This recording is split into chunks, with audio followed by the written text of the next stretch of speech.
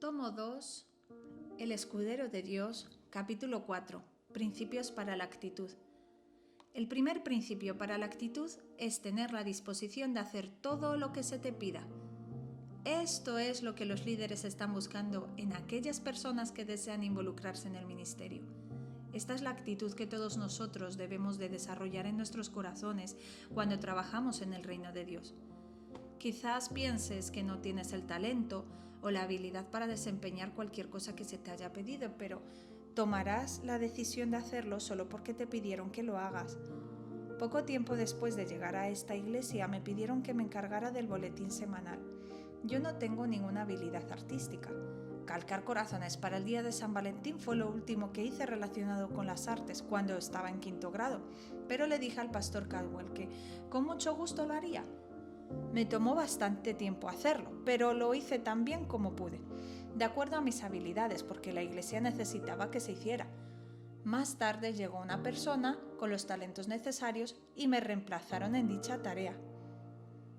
En otra ocasión le pedí a un hermano que me ayudara a hacer algo.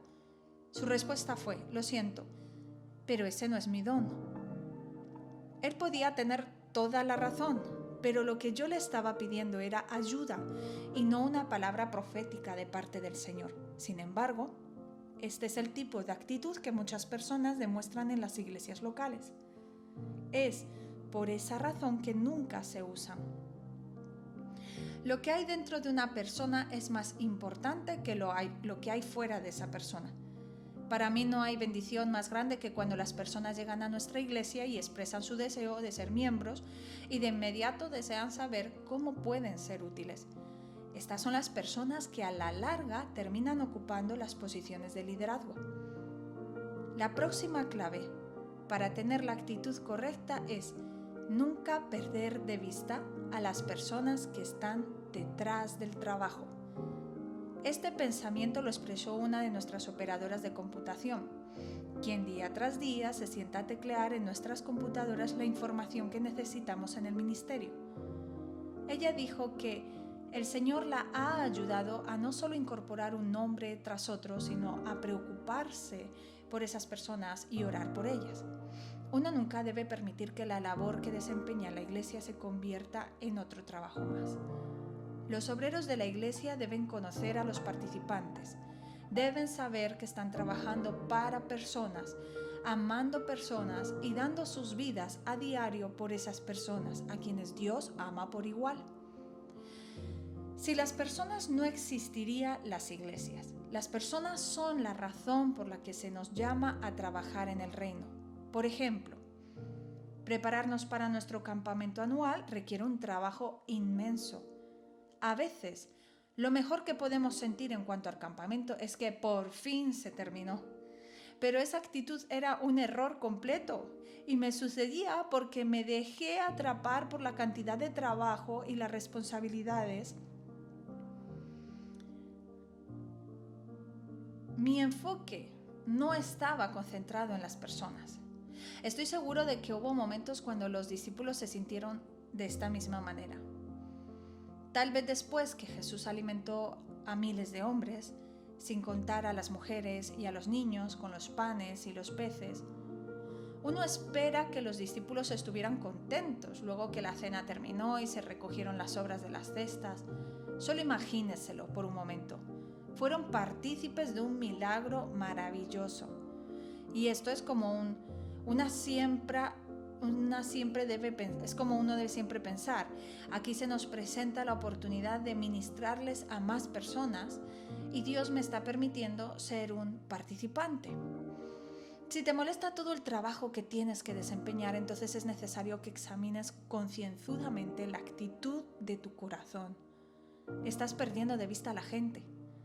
Si todo el trabajo que desempeñamos está cambiando el destino eterno de las personas, entonces vale la pena todo el esfuerzo que le dediquemos. Siguiente punto. Sé agradecido en todo. Un tercer principio para tener una actitud correcta es estar agradecido por tu puesto y no perder el gozo. Siempre debemos estar agradecidos por el lugar donde Dios nos ha colocado. El apóstol Pablo escribió diciendo que en todas las cosas debemos estar agradecidos, porque esta es la voluntad de Dios. 1 Tesalonicenses 5:18. Quizás desees un cambio en tu vida y cargo, pero este solamente llegará cuando aprendas a estar agradecido por el lugar donde te encuentras. No solo debemos estar agradecidos en tiempos buenos, sino también en los momentos de dificultades. Aprendí una gran lección en cuanto a ser agradecido cuando visité a una pareja misionera en nuestra iglesia que servía en el norte de Rumanía. El estilo de vida de allí es como lo era hace 100 años en nuestro país. Era una pareja, tiene 5 hijos y tenía que preparar a mano todos sus alimentos. Mientras estuvieron allá tenían la responsabilidad de comenzar una iglesia y un colegio bíblico. Durante los primeros 4 meses no tuvieron agua caliente y cuando por fin consiguieron un tanque de agua caliente se descompuso al poco tiempo de estar trabajando. Pasaron varias semanas antes de que pudieran arreglarlo. Al observar todo lo que sucedía en aquel hogar, les pregunté, ¿cómo se las arreglan? Ellos me miraron y lo que me respondieron fue palabra de revelación a mi corazón. Hemos aprendido a ser agradecidos. Si no tenemos agua caliente, entonces le damos gracias a Dios por el agua que sí tenemos. Cada día oramos en el Espíritu durante 1 hora y luego le damos gracias a Dios continuamente. Ese es el tipo de actitud que te convertirá en un ganador en cualquier situación que enfrentes. La victoria comienza con acción de gracias. En Filipenses capítulo 1, versos del 15 al 19 dice, Pablo escribió sobre ciertas personas que estaban predicando con malas intenciones, con el propósito de añadir aflicciones adicionales a Pablo, quien se encontraba en prisión. Pero él no respondió a estas noticias con una actitud negativa o errada. Por el contrario, se regocijó ante el hecho de que por lo menos se estaba predicando de Cristo. Si en este momento estás enfrentando problemas en tu ministerio o empleo, comienza a regocijarte. Esto traerá fuerzas a tu vida y esa fuerza le ministrará a todos los que te rodean. Tendrás que pelear para mantenerla, pero es tuya. Las circunstancias no determinan el gozo. Pablo aprendió esta lección varios años antes, cuando a él y a Silas los castigaron con muchos azotes y los echaron en la cárcel con los pies asegurados en el cepo, pero ellos oraban y cantaban himnos de alabanzas a Dios aún hasta la medianoche. Y sobrevino de repente un gran terremoto que sacudió los cimientos de la cárcel. Las puertas se abrieron, las cadenas de todos se soltaron. Considera con detenimiento la fe que estos dos ejercieron. Sus espaldas sangraban, sus pies estaban asegurados al cepo y todo esto por hacer la voluntad de Dios. ¡Qué maravillosa oportunidad para quejarse y murmurar! En el ámbito de lo natural, si ellos se iban a quejar, este era el momento para comenzar. Pero al contrario, comenzaron a adorar a Dios. Personalmente, creo que quizás Pablo y Silas, y le preguntó cómo se sentía. Silas le respondió diciendo, estoy dolorido, pero creo que voy a sobrevivir. Entonces Pablo diría, Silas, vamos a hacer algo que quizás sea la cosa más ridícula que jamás hayas escuchado, especialmente en un momento como este. ¿Qué te parece si alabamos a Dios? Estoy seguro de que Silas dijo, Pablo, tienes razón, es la cosa más ridícula que he escuchado, pero hagámoslo por fe, estoy contigo. Me imagino al Señor Jesús mirando al Padre diciéndole, ¿escuchas las alabanzas de nuestros siervos Pablo y Silas? Sé que están doloridos y que sufren por mi causa, pero escucha su fe. Y Dios se conmocionó tanto que envió un terremoto y las cadenas de todos se soltaron. Si necesitas que ciertas puertas se abran, entonces comienza a elevar tu adoración a Dios y dale gracias por ser quien Él es. De ese tipo de alabanza procede tu liberación, la cual afectará a todos los que están a tu alrededor. Hebreos 13:15 dice que a Dios siempre le debemos ofrecer sacrificio de alabanza, que es el fruto de nuestros labios dándole gracias. Otro punto, el corazón de siervo hace que la actitud sea correcta. El próximo principio para desarrollar una buena actitud es tener un corazón de siervo. Jesús les dijo a sus discípulos, que en el reino de Dios los que son jefes son los que más sirven. Les dijo que Él estaba entre ellos como uno que sirve. Esto está en Lucas capítulo 22, versos del 25 al 27. Jesús poseía un verdadero corazón de siervo. Los cristianos nunca se graduarán de ser siervos. Examina la vida de Eliseo. Comenzó su ministerio como siervo de Elías, desempeñó esa labor durante varios años. Cuando Josafat, rey de Judá, preguntó si en la nación de Israel no había un profeta de Jehová a quien acudir en busca de consejo, se mencionó el nombre de Eliseo. Sin embargo, lo que se mencionó no fueron los milagros que había hecho ni la poderosa unción que poseía. Uno de los sirvientes del rey de Israel dijo: «Aquí está Eliseo, hijo de Safat, el que vertía agua en las manos de Elías». Esto está en 2 de Reyes 3, 10 al 12, según la Biblia de las Américas. En otras palabras, su recomendación se basaba en su papel de siervo de un gran hombre. Eliseo era el escudero de Elías. La frase «quien vertía agua en las manos de Elías» se hizo realidad para mí cuando visité a Mike Croslow, uno de nuestros misioneros en Uganda. Él me llevó selva adentro para predicar en una aldea donde no había agua ni electricidad. La aldea no se encontraba en el fin del mundo, pero uno se sentía como si se viera desde allí. Debajo de un árbol de mango le predicamos a cientos de personas y disfrutamos de un tiempo maravilloso. Cuando llegó la hora del almuerzo, entramos a una pequeña iglesia construida con lodo y nos sentamos a la mesa. Al no ver los utensilios para comer, le pregunté a Mike si los tenían. Me dijo: «No, hermano, hoy tendrás el honor de comer con las manos». Entonces acercó a la mesa un chico de 14 años que llevaba en sus manos un jabón y una jarra de agua. Como yo era el invitado, se acercó a mí primero. Me entregó el jabón y comenzó a verter agua sobre mis manos. Luego hizo lo mismo con los demás ministros que allí se habían congregado. Después de esto trajeron los alimentos, oramos y comimos. Cuando terminamos, el jovencito regresó nuevamente, vertió agua, nos lavamos las manos. Después de esta experiencia tuve una mejor comprensión de la cultura del Medio Oriente en los días de Elías y Eliseo. El joven Eliseo preparaba los alimentos del profeta, traía agua y la vertía sobre las manos de Elías antes y después de comer. Él le limpiaba su casa, cocinaba y desempeñaba todas las tareas que se requerían. Eliseo tenía un verdadero corazón de siervo. A medida que aprendes a servir, la unción de Dios para ayudar a otros aumentará sobre tu vida. David llegó a ser rey y tenía una gran unción, pero experimentó a Dios por primera vez mientras cuidaba las ovejas. Él estaba dispuesto a dar su vida con tal de proteger las ovejas de su padre. Velaba aquel rebaño con un corazón de siervo y ojos vigilantes. Jamás lo escuchamos quejarse por tener que cuidar de unas ovejas apestosas. Y por haber pasado la prueba de servicio con las ovejas, también pudo pasar la prueba del Goliat y cuando ésta se presentó. Ahora bien, ¿cuál es tu rebaño? ¿Acaso es cuidar de un grupo de párvulos todos los domingos por la mañana? ¿Dirigir el coro, un grupo de jóvenes o los niños de la iglesia? ¿Estás involucrado en la limpieza general? ¿En darle la bienvenida a los visitantes? ¿O en ser un ujier? Tu rebaño o área de responsabilidad es tu terreno de prueba. Si funcionas bien como siervo, te ascenderán. Esto nos lleva a un principio que está relacionado con esto y que es servir como si estuvieras sirviendo a Jesús. En la Biblia vemos con claridad que debemos trabajar como si estuviéramos trabajando para Jesús.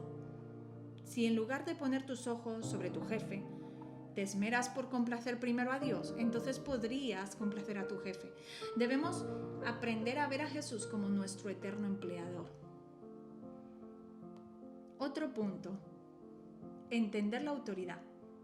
Colosenses capítulo 4, versos 22 y 23 dice: «Siervos, obedeced en todo a vuestros amos terrenales, no sirviendo al ojo como los que quieren agradar a los hombres, sino con corazón sincero, teniendo a Dios, y todo lo que hagáis, hacedlo de corazón como para el Señor y no para los hombres». Si Jesús te pide que limpies los baños de la iglesia, ¿cuán limpio estarían? Si Jesús te pide que manejes el autobús de la iglesia, ¿llegarías siempre a tiempo? Si Jesús te pide que ayudes en el salón de cuna en la iglesia, ¿con cuánto amor y cariño tratarías a los niños? Si Jesús te pide que ores por tu iglesia y por el liderazgo, ¿con cuánto fervor lo harías? Si Jesús te pide que te involucres en tu iglesia local, ¿con cuánta rapidez responderías?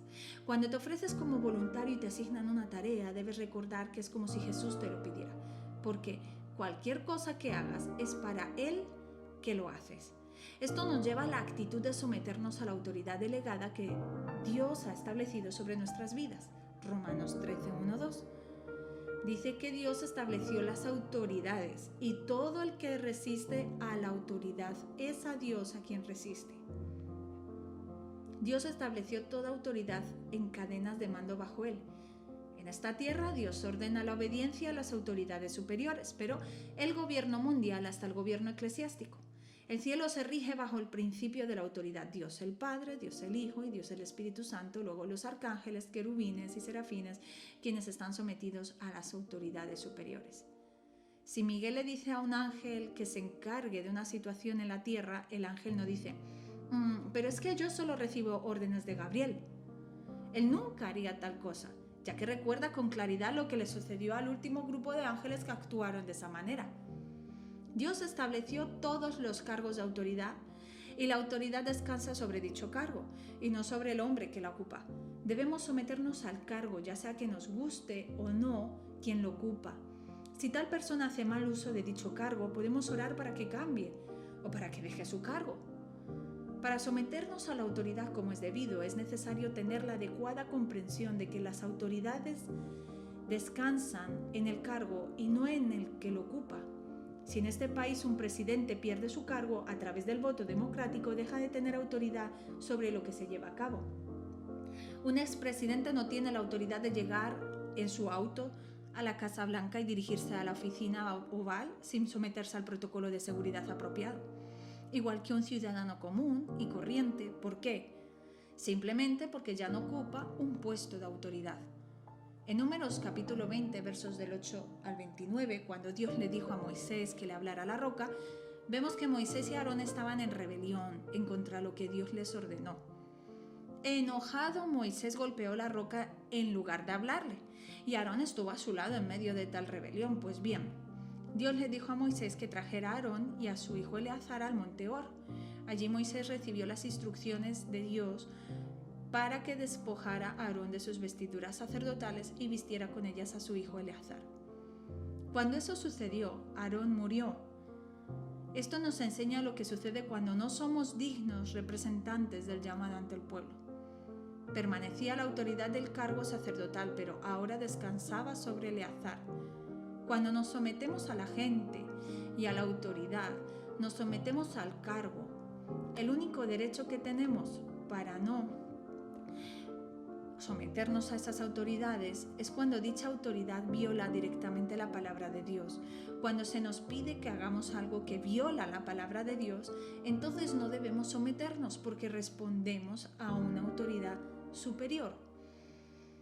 Pero seamos verdaderamente honestos. Por lo general esto no es lo que sucede. Casi siempre la rebeldía comienza cuando tienes que someterte a las reglas del salón de cuna de tu iglesia. Es allí donde comienza. Entonces trasciende hasta los requisitos de los miembros de la iglesia. Cuando logras vencer esto, entonces te enfrentas a lo que involucra ser un ujier, miembro del comité de bienvenida. Trabajar en la limpieza, cantar en el coro, tocar en la banda, enseñar en la escuela dominical y demás. Otro tipo de autoridad que representa un papel principal en muchas iglesias locales es: así es como siempre lo hemos hecho aquí. Donde quiera que vayas te vas a encontrar con esta autoridad. En realidad, no importa si estás de acuerdo o no con la manera en que se llevan a cabo las cosas. Si crees que el deseo de Dios es que participes en el ministerio de esa iglesia, debes someterte. Si te enojas y comienzas a murmurar en contra del pastor y de los líderes, entonces estás en rebelión. Tú no estás en contra de las personas que ocupan tales puestos, sino que te estás oponiendo a Dios. Si tienes un problema con algo, toma un tiempo y haz un esfuerzo para hablar con los líderes en actitud de amor y permíteles que te expliquen por qué trabajan como lo hacen. Otro tema: 5 estructuras de la autoridad. Existen 5 estructuras de la autoridad a la que todos debemos someternos. 1, Dios y su palabra, lo vemos en 1 de Juan capítulo 2, versos 3 y 4.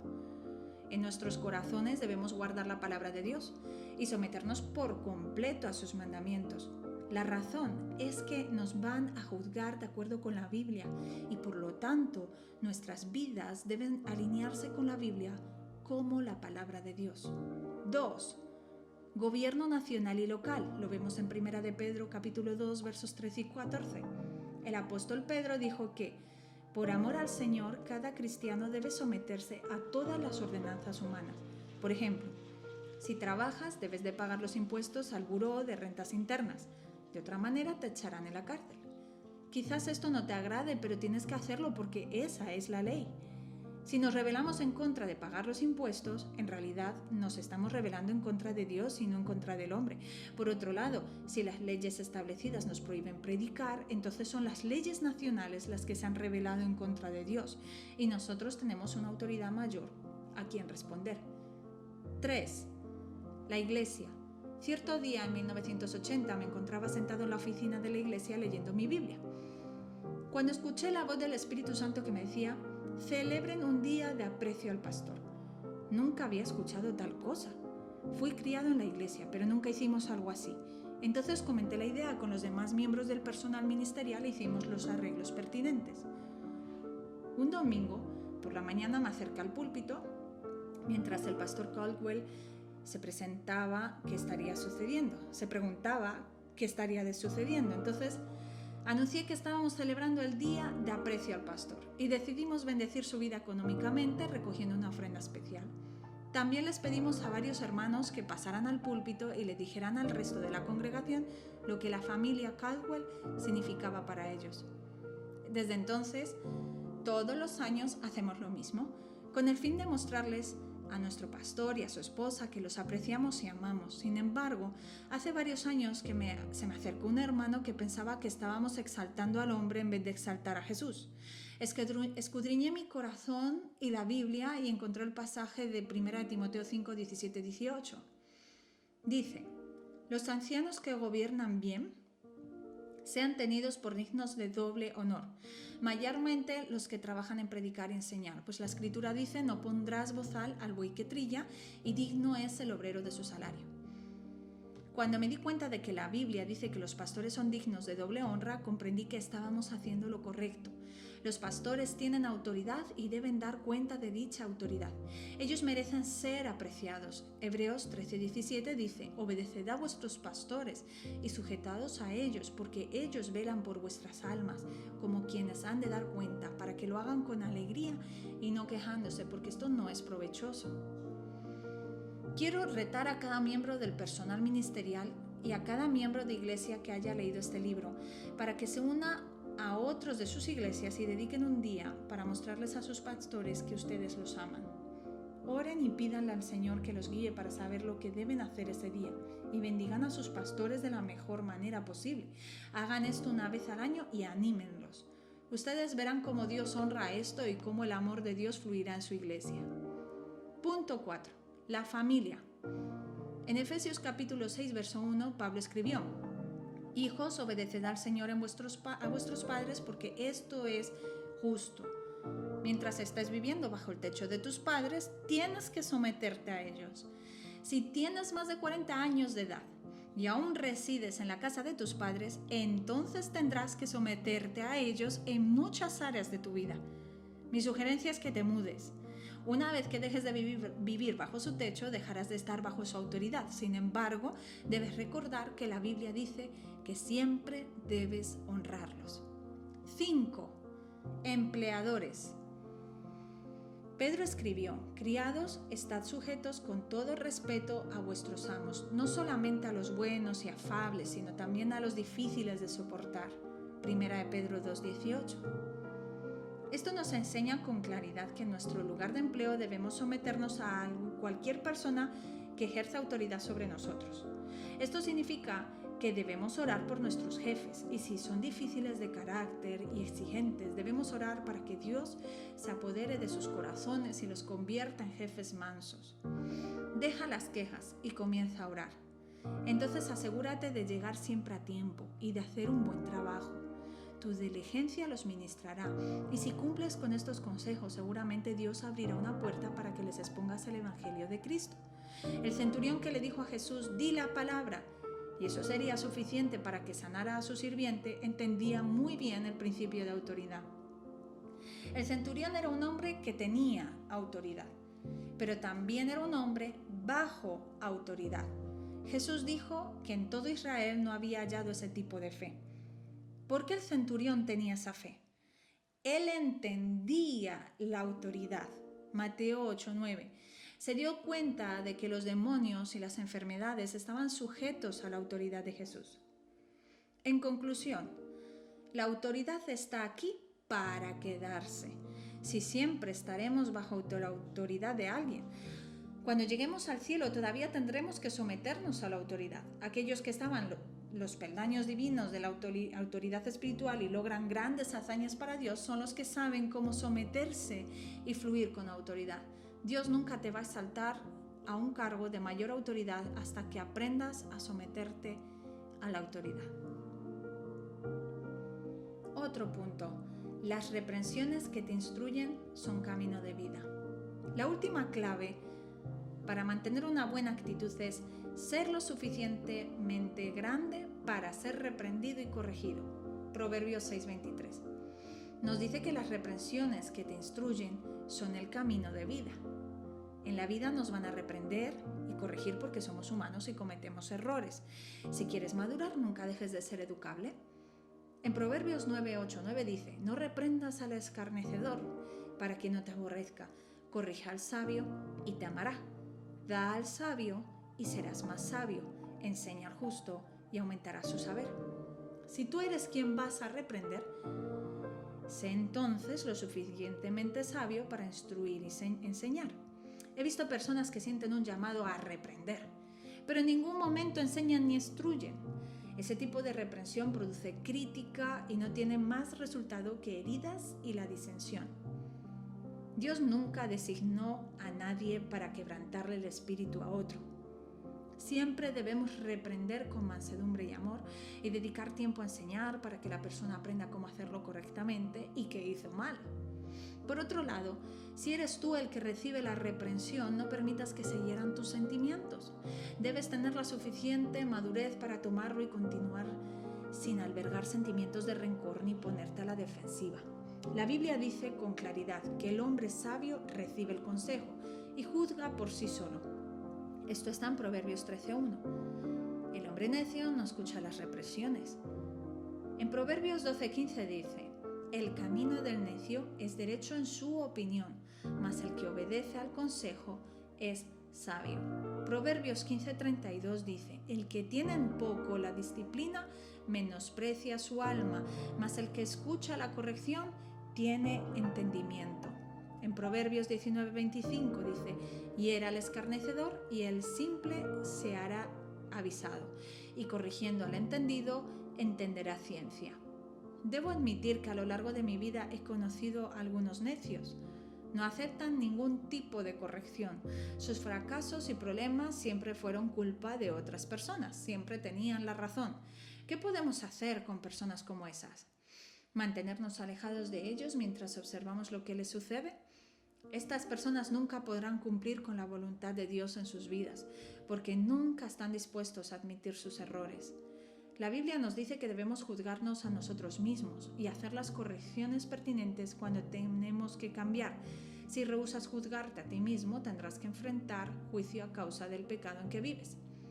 Creo que hoy es muy importante estar rodeado de personas ante quien rendir cuentas en nuestro comportamiento, personas a quienes respetemos para que nos hablen acerca de nuestras vidas. Es por eso que la Biblia dice que nos sometamos al liderazgo que Dios llamó, para que ellos puedan ayudar si comenzamos a apartarnos. No podemos darnos el lujo de apartarnos de la voluntad de Dios en nuestras vidas. Anda en humildad delante del Señor y cuando te corrijan o te reprendan, recibe la corrección y aprende. Solo entonces podrás crecer hasta llegar a la posición que Dios desea que ocupes. Si no se poda, no hay crecimiento. El deseo de Dios es que en tu vida haya fruto y que Él mismo